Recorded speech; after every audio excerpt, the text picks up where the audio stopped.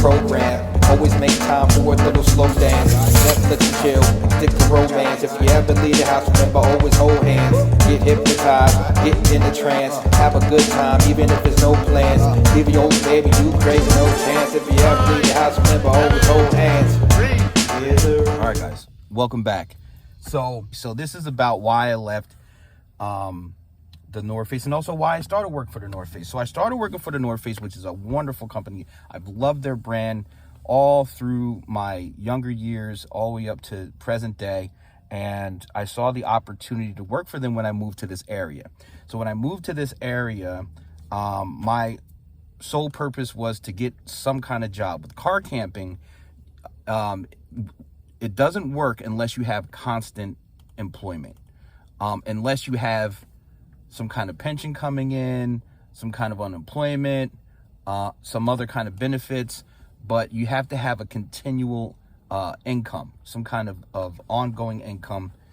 And I needed a job, nothing big, nothing serious, nothing like managerial, nothing that's like over 50K a year, literally a part-time or full-time position that can just put gas in my tank and pay my car payment and my insurance, and my other little doodaddies I got going on business-wise. So I came to the area looking for a job, so I applied everywhere. I blanketed the area. Come to find out, there's a shopping center. There's a ton of stores there, including Timberland, North Face, Tommy Hilfiger, Vans, you name it. And I went into each one of those stores and got an application, or I went on Indeed and applied there. Solely, again, for the purpose of landing something so I can just start working. I didn't care what store it was going to be. It was close to where I wanted to be at. And the price point for each position was about what I needed to get, somewhere around 14 and up. So I get a call from the North Face. I go in and I interview. I interviewed with the assistant manager. She was wonderful. She helped me as a customer when I was there before looking for a vest. She helped me to find it. And then I inquired with her, are you guys hiring? She said yes. I went on Indeed, looked for the position. They called me. I went in for an interview. Interview went great. I was onboarding. They sent me an offer letter, and that's where things went south. I couldn't find the offer letter in my email, and this was the first tip of the iceberg. It was like, so the store manager and I were in constant communication because I'm trying to get into the North. This is going to be awesome, right? And I'm calling him maybe once every 2 weeks or once every week trying to figure out where this email is. And he says to me, it's kind of weird. You're the first person that's never been able to find this offer letter.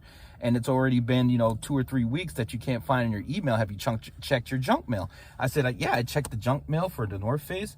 And then I think I just ended up letting it go and started working at CVS as operations manager. Another story. But then I ended up leaving CVS as operations manager because that was a mess.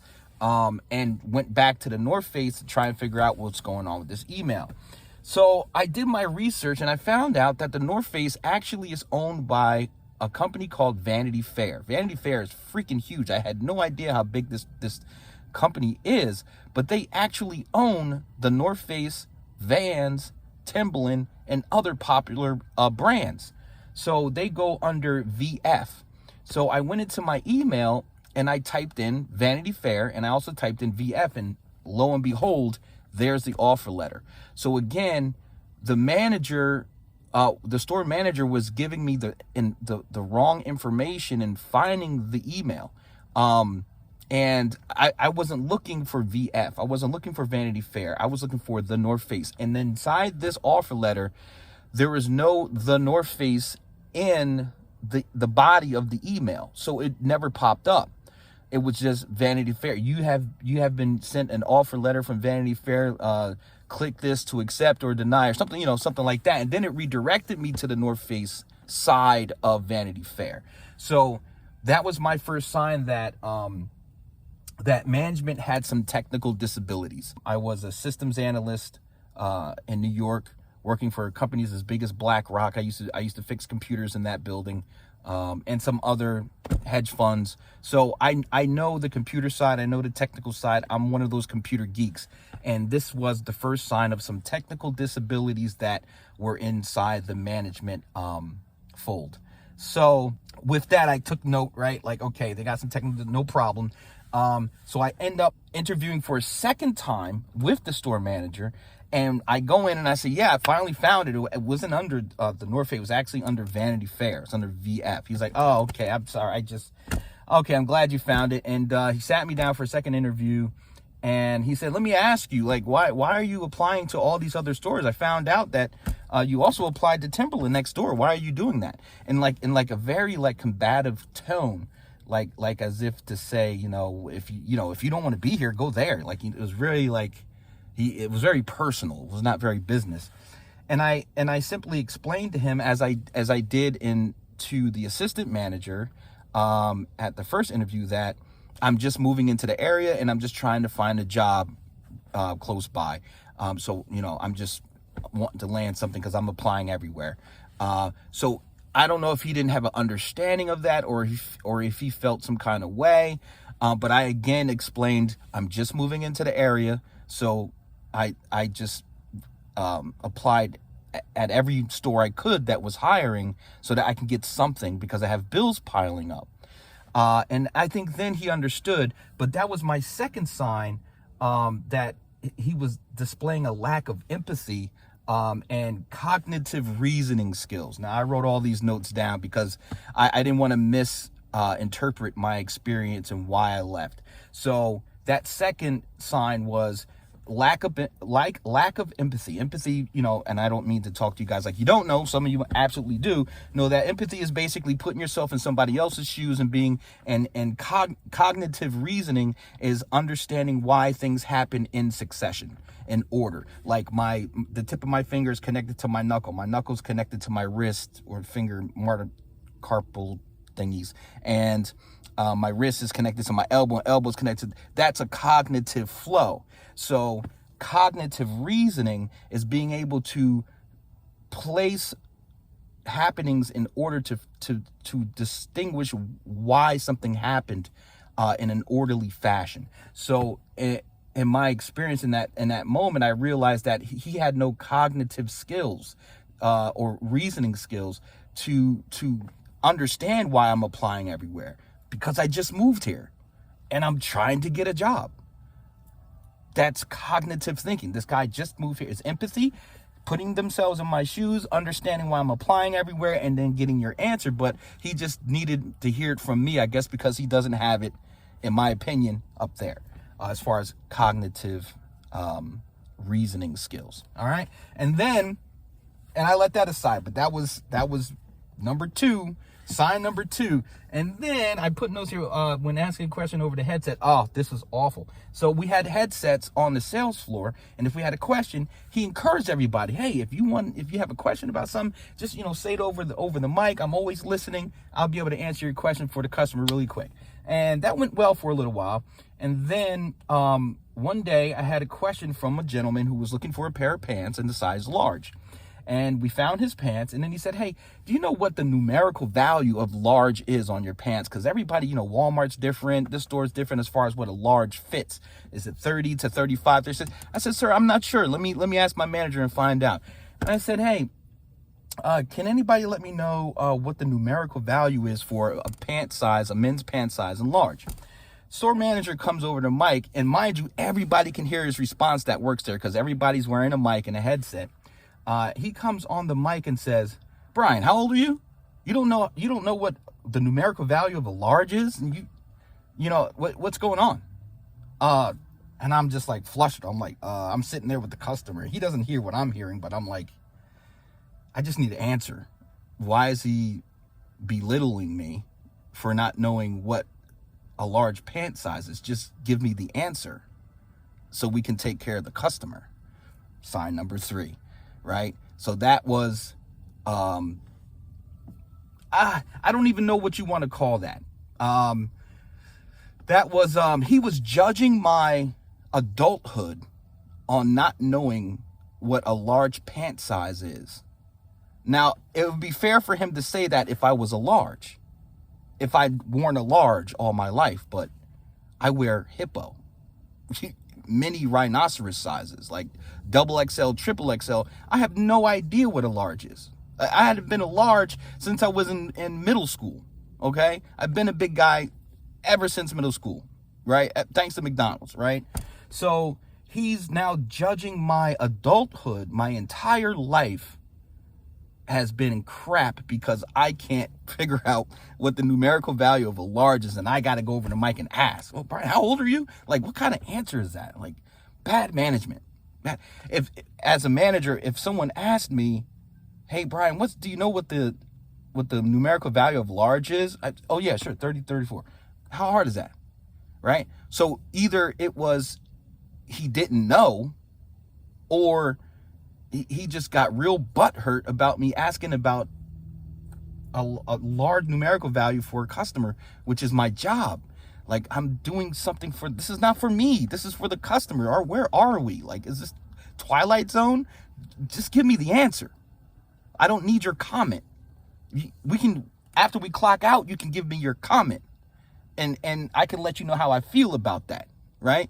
But I'm on the clock right now, and I'm trying to keep this thing business. And we need a pant size, a numerical value for a men's pant size to help the customer in the moment. Like, bad management. Bad. I mean, all the way up and down. And then I found out from other people that had been there before me that this is the kind of thing he does. He baits you into, oh yeah, ask questions. Oh yeah, please. Oh yeah, just go ahead. And then just crushes you when you ask, shoots you down with a surface-to-air missile, makes you feel like crap for asking. And very bad management there. So that was the store manager. And again, not a bad person, down-to-earth, cool dude. But there are some little inconsistencies and little questionable things that he would say and do that didn't make it too comfortable to be there. On top of his inability to protect me from an assistant store manager that has a history of shouting matches with employees. We'll get to that. So this is the assistant store manager notes I have here. And again, she was wonderful. She's one of the reasons why I got into the store. She's the one person I talked to about working for the store.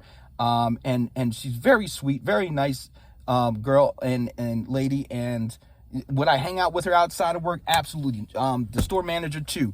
Absolutely. Have a beer with them, have some pizza, go, play some, some pool, definitely cool people to hang out with. But what I found was wrong for management. Absolutely wrong and I don't know how the heck they've stayed in place with other people telling me about it before I even got there, which means that it's been a problem. I'm stepping into a problem. It's already been a problem. I'm just discovering it, and it's not fun. So the assistant manager was always late when I was working, at least, and she would be outward about the reason. I needed coffee, right? So bad sign. That was number one with her. It was like, oh wow. So like self-centeredness over business. I need my taste buds satisfied before I can get in here, and if I'm late, oh well. But what about everybody else that needs to be relieved of their position to go to break themselves?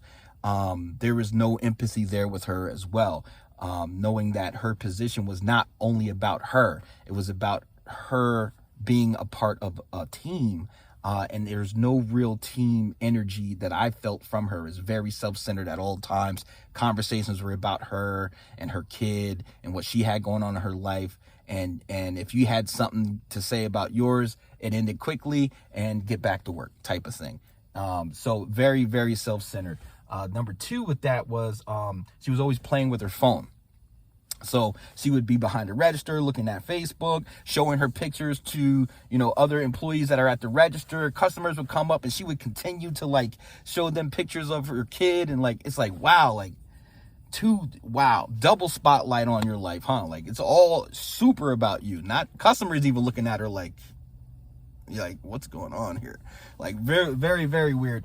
Number three with her was she would deploy her, what I call flying monkeys, her besties at work, which were the ass kissers, which knew that she had the power to extend their breaks, or to hide certain things like being late and stuff like that. And that's how these people, I call them narcissists, most likely. And again, everybody has narcissistic traits, but some of them actually embody them and live through them. And that's what most of these narcissistic managers do. They have certain employees, and you've probably seen this, certain employees that are like their lap dogs, and they send them out to recon conversations, to snoop on conversations, and hey, go over there and see what they're talking about, and hey, go out there and get me some coffee and get this and that, don't worry about the clock, just come on back when you can, and kind of hiding that only because it's based on her personal gain, right? So that was another part of her. It's all about her personal gain. Number 4, also about her flying monkey, she would also empower them to delegate jobs to other employees as if they were supervisors, and they were not. So, but she was handing off her responsibilities to her flying monkeys instead of her doing it herself. Really pissed me off. I hate managers like that. Very bad management. You never want to do that as a manager.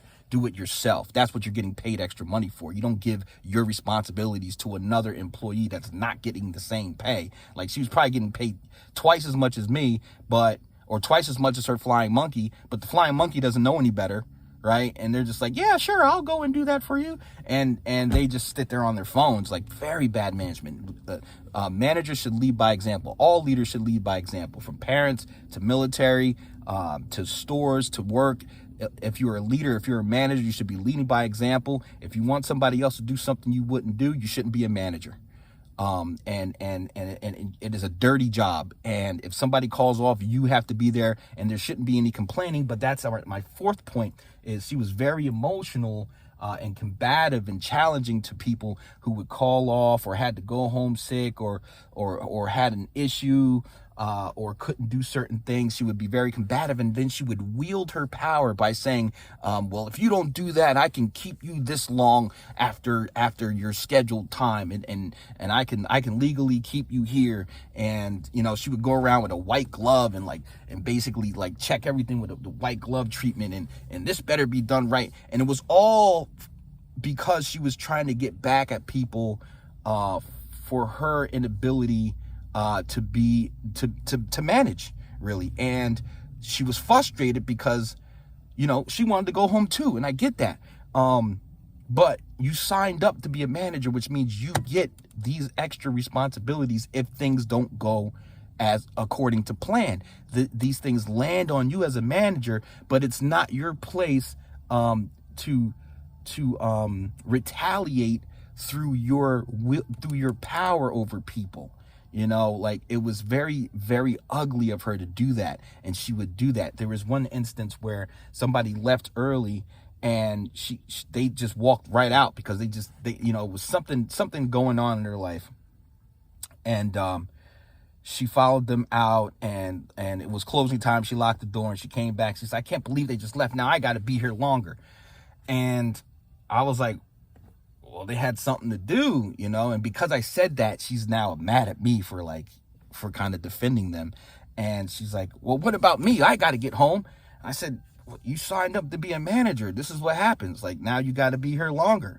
She's like, no, I'm not going to be here long. You guys got it all now, do it. And real irritated and combative about her managerial position. She didn't realize or understand what she was signing up for, I don't think. But again, also didn't understand that it's not your job to punish everyone else because things aren't going your way. So that was another problem with her. And she had a history of shouting matches. My last point, she had a history of shouting matches with other employees before I got there. There's a girl there, I won't say names, there's a girl there that ended up leaving the job. I think she was a stock manager. Apparently, I heard from another employee that they got in shouting matches quite often in the back room. And I'm thinking, well, why didn't the store manager fire one of them or whoever initiated it? But I guess it got to the point where this back store manager decided to move to another company and not deal with it any longer. And she's the one that told me about this assistant manager before she left. Another thing that the management does there is they try to separate people so they don't talk.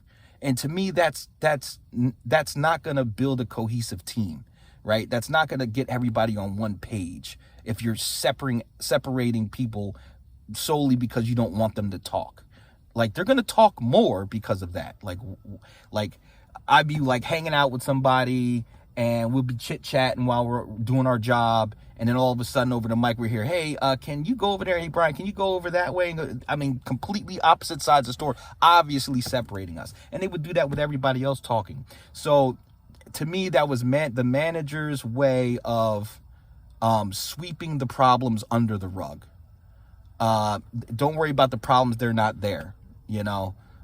Just ignore what's under the rug. And then my final straw was she was starting to get into being aggressive with her words with me as well.